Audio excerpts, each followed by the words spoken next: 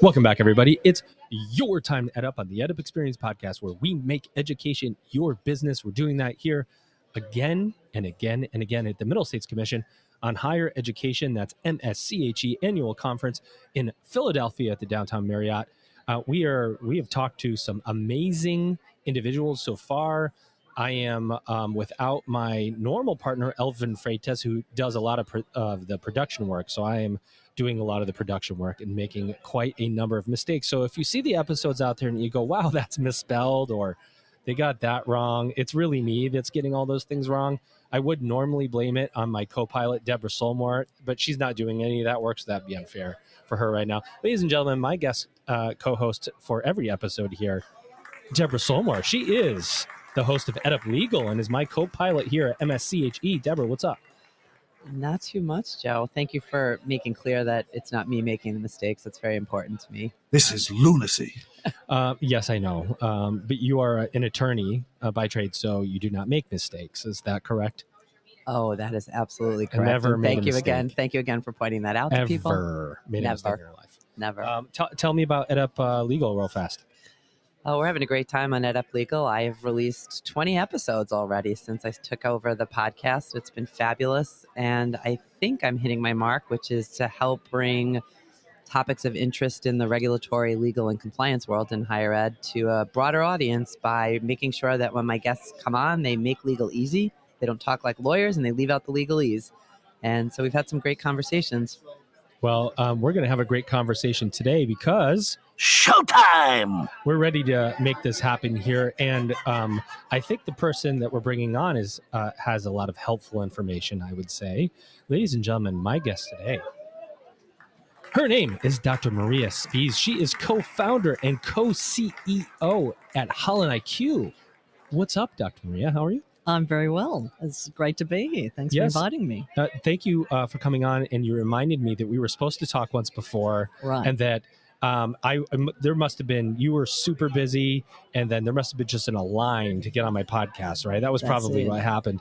But you're here now, HolonIQ. Mm-hmm. I would guess that there are many people in higher ed that have heard of HolonIQ. Right. But let's just assume that there is somebody out there that has not heard of HolonIQ. Mm-hmm. What do you do and how do you do it? Okay. So HolonIQ, we're a market intelligence platform essentially, and we track innovations, change, partnerships, funding, all the things that are happening in the market in education, climate, and health.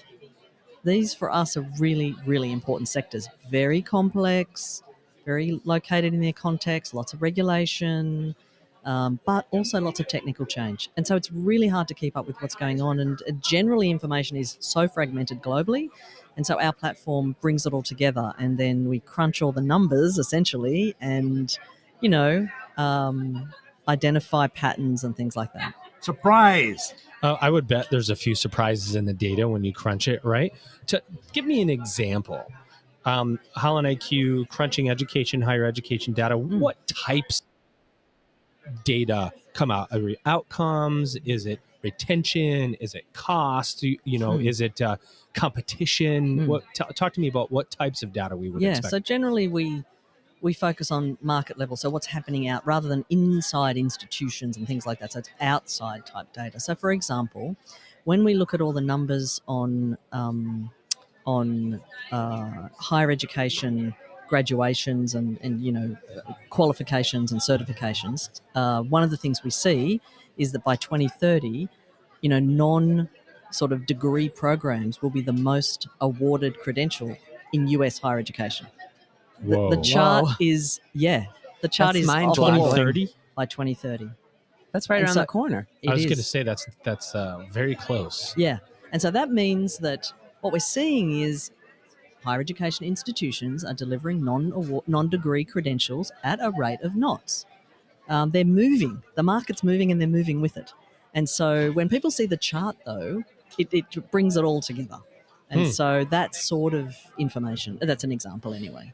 Are we talking particularly about higher ed institutions, or is it non-credit credentials offered by anyone, anywhere for anything? So like a Coursera or a Udacity, that there are just more and more people taking those short form types of things. Higher ed is also in that same business, but it's the the stackables. Is that what you're talking about? Yeah, so that stat that I just talked about is universities Oh, only. really? Yeah. See, now there's the crux of it. Right.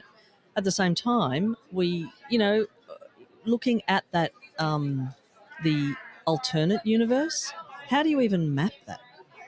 There's no database. Like there is a database of universities. You can find them. They're accredited. Da da da. You can find their enrollments and outcomes and things like that. But then this alternate universe is a It's like the Wild fragmented. West. It is, and unbeknownst to most people, there's a huge number of students, 100 million students, learners, undertaking non-degree credentials globally.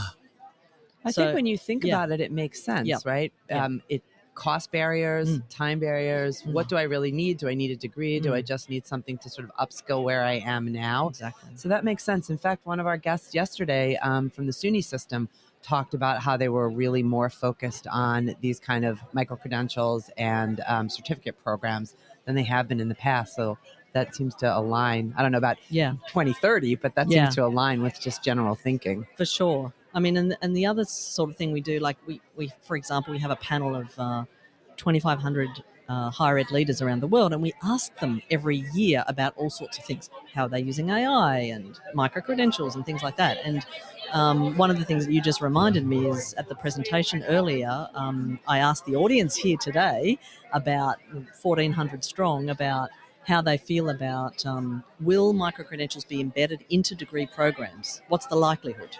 And 92% said absolutely. And our global panel, 95%, absolutely. These are people who are working in higher ed. And so it's not either or anymore. It's and.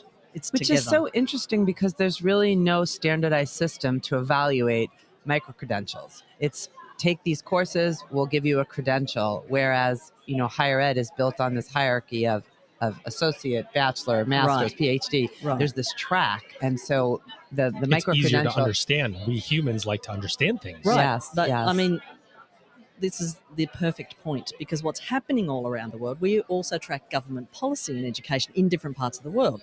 So, governments in multiple countries are embedding micro-credentials into their qualifications frameworks. And this is known, structured, embedded, like they've got definitions. Yeah. What's in, what's out. You can't do anything you want to be, and it's embedded into the qualifications framework. And so that means it's becoming more formal. That Wild West situation is lessening because it has to, really. And even India 3 weeks ago announced that by 2030 or 2025, it's going to have a digital credential wallet for the whole of India. Oh, And wow. and Singapore's already got one, Australia's already got one, Europe. Middle East, Qatar. I know. Yes. Francisco Marmolejo, the president of the Qatar Foundation for Higher Ed, he talks about the Universal Skills Passport. Right. Yeah, which is And- just this like virtual book of your skills. Exactly. So governments are taking action. It's going to embed into the formal system rather than be this alternate universe. Right. That gives great opportunity for higher education to be part of that landscape. Otherwise, well, once policy starts, you would know this better than anyone, once policy starts, funding follows, right? So governments need to put a wrapper around it, embed it into qualifications framework, make it a real thing, and then they're going to start funding it, actually. And I think that also is important from, when you look at regulators, they're all about consumer protection, protect Right. our students. And so when I look at, from my legal lens, when I look at some of these, I think where are the challenges going to start coming that says, well, I thought if I got this micro-credential, it would, it would be valuable to me in this way, and it didn't turn out that way. And so sort of like representations that are made about these. So Right. it would be nice to see some sort of structure around them, I guess. For sure. I mean, being held accountable because, perhaps controversially on this podcast, just because you do a university degree, it doesn't also guarantee an outcome. There's a lot of controversy about that. But at least it's someone's watching and checking and doing something about it. But in the Wild West alternative universe, no. Yes. So, yeah. Somewhere along the way, at least I'm a guess when we all went to college, it was a pat on the back and good luck. Go get yourself a job. Somewhere along the way, there became this expectation that you're going to help me get a job. Right. And sometimes I feel like we forget, we higher ed or whoever's looking forgets, like, you could march me into 20 interviews. And if I show up in shorts and a t-shirt, I'm probably not getting the job 20 times out of 20. There's so many other variables that lead up to a job. It's hard to connect those dots, especially when you're looking externally, don't you think? Yeah, it is. I mean, there's a lot of context that has to be taken into consideration. And sometimes, I mean, higher ed is not just about getting a job. Like, hopefully, we're talking about building citizens. We're talking about it's nation building, I think. And so that's a fact. That's a fact. You always got to laugh. Right. And so, it is about building a nation, and usually it's, geographically bound in higher ed, not always, but, so jobs are part of that, economic development is part of that, and so on. But there's more, and there's more than that. And so doing both is tricky, and sometimes the payoff or the outcomes don't reveal themselves for a while, right? Right. I'm noodling on what you just said, Joe, about when we went to college, because in the most recent regulatory package that the Department of Education released in October, which goes into effect in July of 2024, there's a whole bunch of provisions that deal with new... You're lawyering us, but I like it. No. Here's where I'm going. For certification for your program participation agreement, there are new requirements that relate to career counseling and checking and ensuring that you have, and again, I don't profess to remember everything in there, so I'll just talk about it generally. But that goes to your question, goes to your point about now education, higher education institutions are going to be held to some sort of standard about what their career counseling looks like. Wow. Get ready. I do want to go back. It's a really good point. Oh, I didn't know that it keeps going. Wait for it. I didn't know that it kept going, by the way. Wow. You reserved that one for me because we haven't used that one I've been before. waiting to use that. Thank for you. I'm honored. I want to go back to something you said. You said you had 2,500 advisors or people. A panel, higher ed panel. Yeah. And I'm just wondering how robust that data could be if I'm not on the panel. I mean, you might have to look into it one more time. But that's all right. We'll have that conversation another day. How do you pull in that information? Can I press one of these sound buttons? Get out of here. Yeah, just press anyone.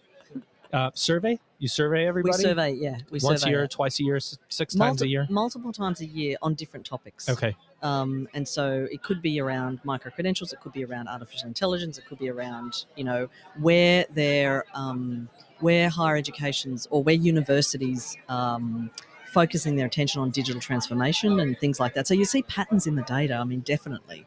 Yeah. Which of the three verticals did you start in when you started explaining where you were? Because I'm just curious. I'm just sort of thinking through where you started and where you are now. Yeah, so we started in education. Although from the very beginning, we've collected data on all three industries because it takes a lot of data and quite a lot of time to start building something that makes sense. Ultimately, you can have a lot of data, but who cares, right? It really needs to be meaningful at the other end and actionable. Right, too. Exactly. And so what we do is in all of these areas, we've built really robust taxonomies to structure this data. And we work with people in the industry to build that taxonomy. And so that means we can say, if you really want to understand a geography in a segment, like what's happening with tutoring and test prep in Europe, for example. Now that's, really delving down there. Right. And you'd be surprised at how many people really do want to know what's happening there. And so that taxonomy allows us to do that, essentially. Very a lot of people, I mean, we also have a higher education digital transformation framework of all our work with universities. How do you even start to think about this? It's so true. It's so messy. What do you do first? Right. And a common language inside the institution for thinking about it. Where do we want to focus our efforts? And we've got a framework, and there's a tool people can use, and all that sort of thing. So trying to help that conversation through structure.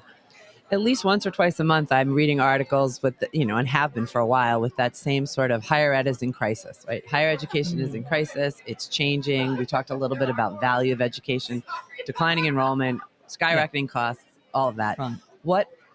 sort of where do you see, or what can you comment about trends that you're seeing that's either support or just, discredit this idea we're all in crisis? Yeah, it's a great question. So a couple of things. One is, this is an amazing, right now, what's happening over this eon, this period of time, if we were to zoom up and look back down 500 years before and after, think of ourselves in a point in time, this is an incredible opportunity for higher education. Bullseye.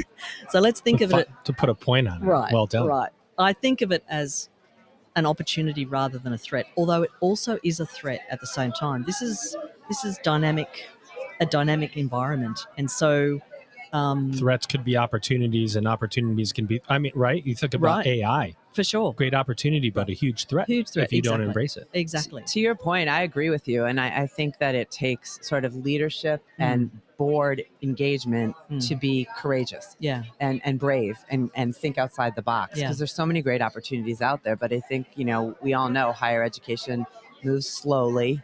It takes a long time to turn the boat. So Yeah, I But- mean, it's true and also important. Like, if everyone turned on a dime all the time for everything, it'd also be a mess, right? So we do have to have thoughtful change. I love that perspective, because everyone keeps saying higher ed's moving too slow, speed it up, speed it up. So it's really nice to hear someone who actually looks at the data say, okay, yes, and Yes, It's and. fuzzy math. Exactly. It's yes and. That's Yes, exactly and. right. And so to see that universities, back to the very first point, are building micro-credentials and short courses and industry-relevant qualifications into their degree programs, they're not shouting out of the roof about it. It's just happening, right?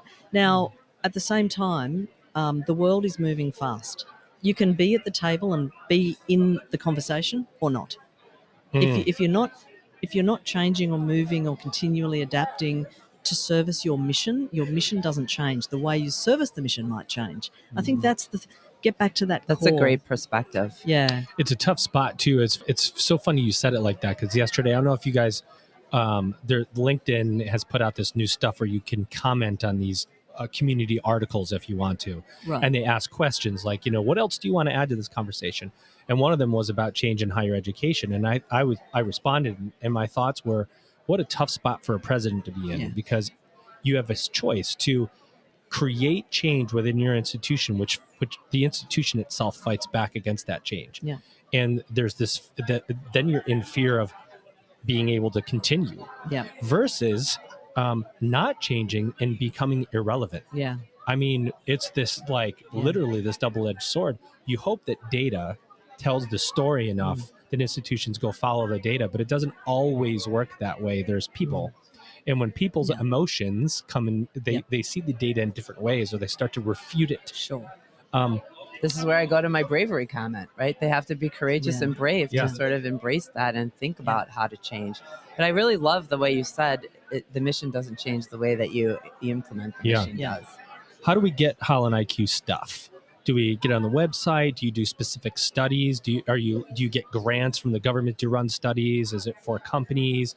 Give us the idea, the model, if we want to continually access HolonIQ information. Yeah, there's two ways, essentially.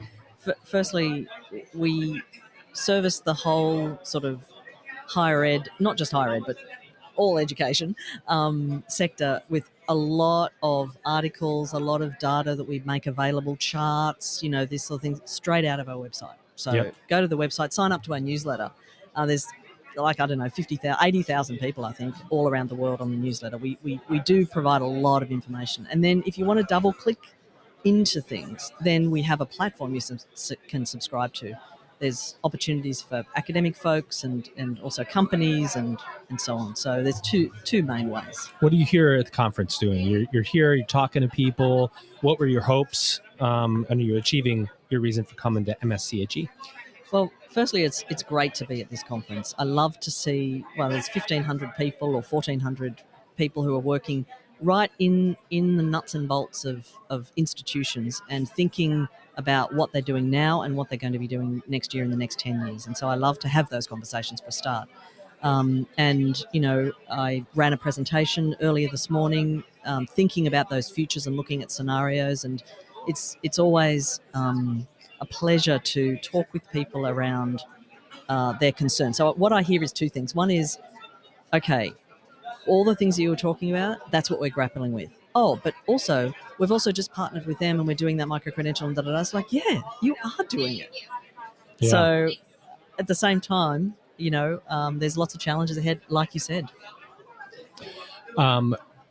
Data. Do you have any more questions? Because I'm going to keep going. Just on a couple more. Keep going.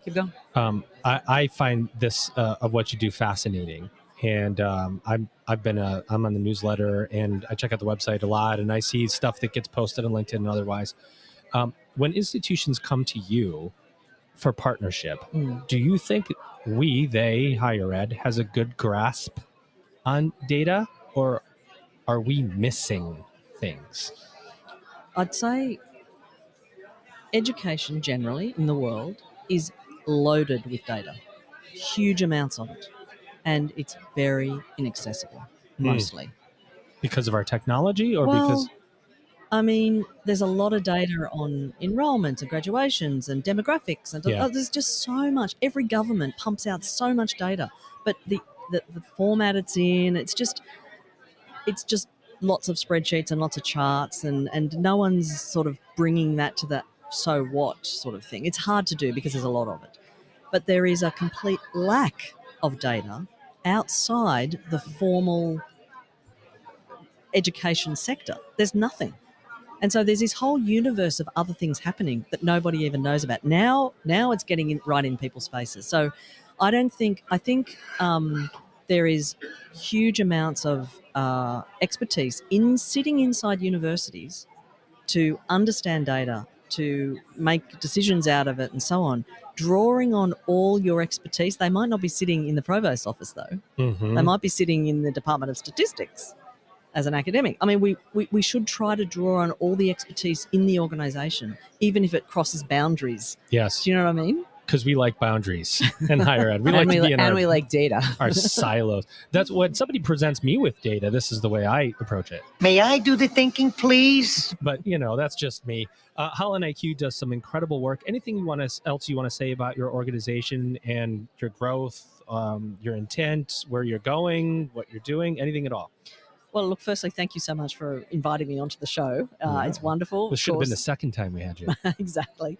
What we're trying to do at HolonIQ is surface all the amazing things that are happening and make that available to people, because otherwise it's just sort of invisible in areas that are important to the world. Education, climate and health. I mean, these are three critical, difficult, global issues that have big impact. And so essentially, that's our mission. Give us a quick story. Where did this start? How did you come up with this idea? Where did it start? You You're just an sat around. amazing brand ambassador for your own company. You're fascinating, You're sitting around in a garage going, "We're just going to start a worldwide data analytics company." Like, I just can't imagine how this happens. Right. Well, I've been working in higher education, particularly for 25 years, always in institution-led innovation, ed tech, new products, online learning, blah, blah, blah, literally since 1995. And so, I've always trying to bringing things forward. In the last organisation I worked in, I essentially, long story short, I invested in EdTech, early stage EdTech, and we got a bunch of money to invest. And it was like, wow, this is great. Where do we start? Okay, what's out there? There was no information. It's sort of completely fragmented. And so we thought, okay, let's map the market. Let's build a structure so we can understand this space. And so we built our first taxonomy then, and it was like, everyone was like blown away. Wow, I understand it now, this landscape, it makes sense. And we thought, okay, there's something in this. There's a so big it gap evolved here. from some other idea that you didn't have. Exactly. Yeah. That's amazing. It's true. Like, you map the market and you go, okay, what are we going to do with all this? What are we going to invest in? It's like, well, how do we even tell what we're going to invest in right now? Right. All of a sudden, then people rely on you for that information on what to invest in. We made that map. Yeah. We presented the map at a conference, and it was, people were just, it was the first thing ever that anyone had ever seen like that. So we thought, okay. I've watched people come up to Maria and say, wow, great presentation. And so it must be resonating with people. So congratulations. Thank you so much. What do you think about all this, Deborah? I think this is fascinating. And, you've made data. Some people say, like, making law interesting is difficult, but you have made data fascinating, right? Your passion just comes through. So I'm going to check out the website and subscribe to the newsletter. And it's just been a pleasure to meet you and to chat with you. If you want to see some of the amazing work, go to HolonIQ.com. I'm on it right now. The way that the website is laid out, you can find exactly what I am on it right now. Just confirm I that. do. Yeah. I am confirming. I don't just say that. I literally do That's why we it. don't have any sound blurbs coming on because I he's can't actually sound scrolling effect myself. I don't know what I would push. HolonIQ.com. You'll find all the information that you never knew you needed. That you'll go there for moving forward. Ladies and gentlemen, my guest co-host, Deborah Solmore. She's awesome. Deborah, thank you for sitting in with me today. Oh, my pleasure. And your guest today, her name is Dr. Maria Spies. She is co-founder and co-CEO of HolonIQ. Maria, it was a pleasure having you on this podcast. Thank you so much. It was my pleasure. Ladies and gentlemen, you've just EdUp'd.